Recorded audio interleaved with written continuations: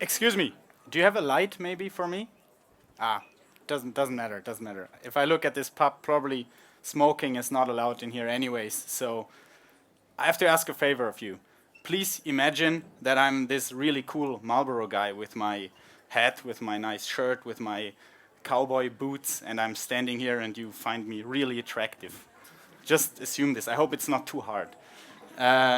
So if I would smoke this cigarette and you would come close to me and you smell me, maybe, depending on whether you like cigarettes or not, you would maybe reconsider this attractiveness. Well, as it turns out, this is exactly the way that a bee or other insects feel when they come close to the flower of the tobacco plant. First, they are attracted by the very beautiful flower, which is yellow or white. However, when they come closer, they realize this kind of disgusting smell of the flower and they take off again.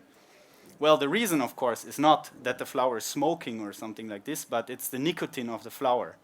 And this is actually a bit flower porn, so if you are younger than 18, please cover your ears because we are getting a bit serious right now.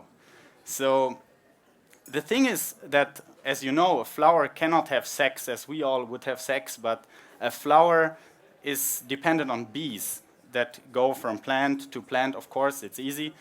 However, the more trivial part is, the more complex part in this trivial process is that the flower wants to be visited by as many bees as possible in a short time. So how can this be achieved? Well, the flower manages, or the plant manages to do this by being very attractive by the flower, but also be a bit disgusting. So how does this work in detail? Well, in the end, it's a bit like me, like the cool Marlboro guy in the disco who gets all the girls at the, in one evening. So I should not be too attractive because then I would probably stick with only one girl. However, if I'm a bit disgusting because maybe people don't like my smell, then I have a higher flux of girls coming and leaving again. So that's what I really want. And the flower does it a bit similar. However, the flower uses two chemicals. One of them is a bit like a sexy perfume, and the other one is actually nicotine, which brings us back to the cigarette that I wanted to smoke in the beginning, but I couldn't.